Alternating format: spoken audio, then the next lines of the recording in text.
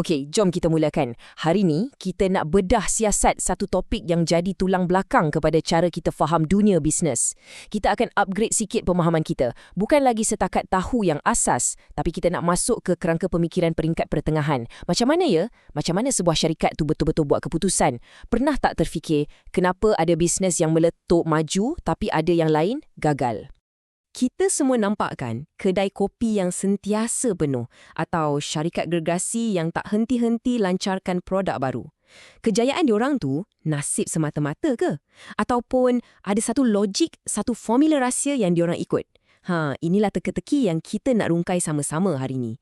Jawapannya, ia bukan nasib. Sebenarnya, di sebalik setiap bisnes yang berjaya, ada satu kerangka ekonomi yang sangat kukuh. Ini bukan teori atas kertas je tau, tapi ia macam kompas yang diorang guna untuk navigasi lautan bisnes yang penuh saingan. Jom kita selami kerangka ni. Okey, pertama sekali, kita kena faham apa sebenarnya matlamat utama sesebuah bisnes. Tak kisahlah dia syarikat teknologi gergasi atau kedai runcit kat ujung jalan rumah kita tu, percayalah, misi diorang sama je. Jadi, apa misi utama tu? Adakah untuk cipta produk paling hebat? Atau untuk pastikan semua pekerja gembira? Walaupun semua tu penting, tapi dalam dunia ekonomi, ada satu bintang yang jadi panduan setiap firma, iaitu untuk memaksimumkan keuntungan. Senang cerita, ia adalah beza antara duit yang masuk, iaitu hasil jualan, dengan duit yang keluar, iaitu kos. Setiap satu keputusan, nak upah berapa orang, nak letak harga berapa, nak hasilkan banyak mana, semuanya berpusing pada satu matlamat tunggal ni. Jadi, kalau matlamat kita tu keuntungan, langkah pertama yang paling logik ialah untuk faham betul-betul apa benda yang keluar dari syarikat. Dalam bahasa mudahnya, kita wajib kenal dan faham semua kos yang ada. Untuk kita senang faham, apa kata kita buat satu case study mudah? Bayangkan kita sama-sama buka sebuah kedai kopi. Kita namakan dia Kedai Kopi Cita-Cita. Okey, apa agaknya perbelanjaan yang kita kena fikirkan sebelum kita boleh jual secawan kopi yang pertama? Kos bisnes kita ni boleh kita pecahkan kepada dua jenis utama. Di satu belah, kita ada kos tetap. Ini kos yang kita tetap kena bayar. Tak kisahlah kita jual secawan kopi ke atau tak jual langsung. Contoh paling senang, sewa kedai.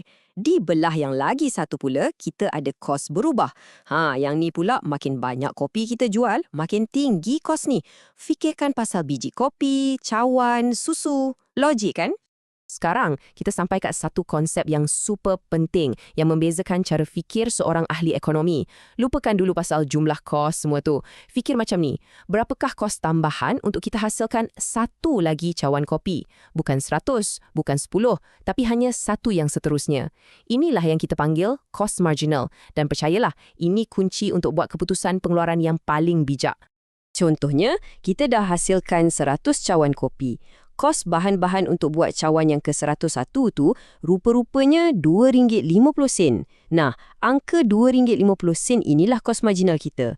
Faham angka ni sangatlah kritikal sebab ia akan bantu kita jawab soalan berbaloi tak nak buat cawan yang ke-101 ni. Baiklah, kita dah faham pasal duit keluar. Sekarang, jom kita beralih pula pada duit yang masuk.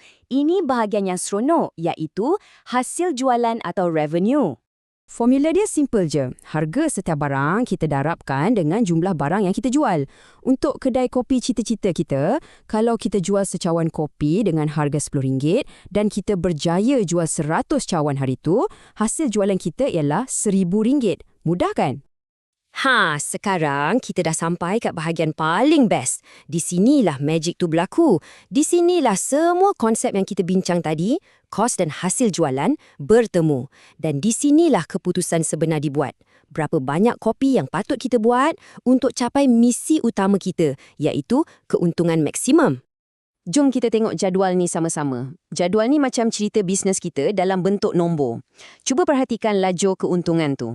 Bila kita jual 50 cawan, untung kita RM100. Okey, bila jual 100 cawan, untung naik jadi RM300. Mantap.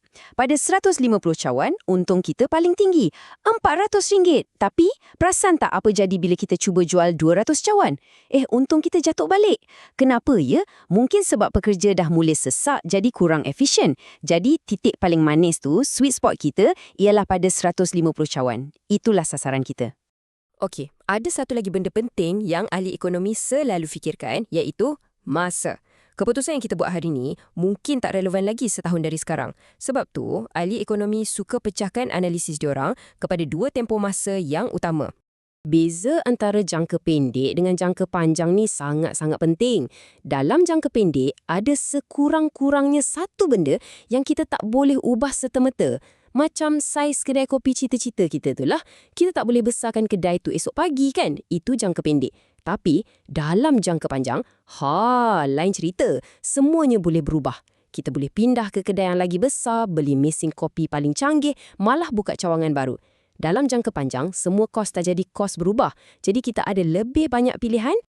Baiklah, kita dah lalui semua komponen utama, kos, hasil jualan, keuntungan dan juga masa. Sekarang, jom kita gabungkan semua ni menjadi satu cara berfikir yang padu. Cara untuk berfikir seperti seorang ahli ekonomi. Inilah dia intipatinya. Satu kerangka pemikiran yang korang boleh guna untuk scan mana-mana bisnes. Ia macam satu kitaran. Mula dengan matlamat, iaitu maksimumkan keuntungan. Lepas tu, fahamkan hasil jualan dan kos. Bezakan kos tetap dan berubah. Dan jangan lupa jeling kos marginal. Kemudian, kahwinkan kedua-duanya untuk cari titik untung paling tinggi. Dan akhir sekali, sentiasa fikirkan keputusan tu untuk jangka pendek ke atau jangka panjang. Inilah cara fikir yang bisnes berjaya guna setiap hari. Walaupun kita asyik cakap pasal untung, petikan dari Peter Drucker ni best sangat. Ia mengingatkan kita tentang gambaran yang lebih besar. Untung tu sebenarnya adalah hasil daripada kejayaan kita mencipta dan menjaga pelanggan. Kerangka ekonomi yang kita belajar ni hanyalah alat untuk kita capai matlamat tu dengan cara yang paling cekap. Jadi, lain kali bila korang beli kopi atau nampak ada syarikat lancarkan produk baru, cuba fikir sekejap. Agak-agak apa kos tetap diorang? Kos berubah diorang pula macam mana? Pada kuantiti berapa agaknya diorang dapat untung paling maksimum? Dengan guna kerangka ni, korang bukan lagi sekadar seorang pengguna biasa. Korang dah mula berfikir macam seorang ahli ekonomi.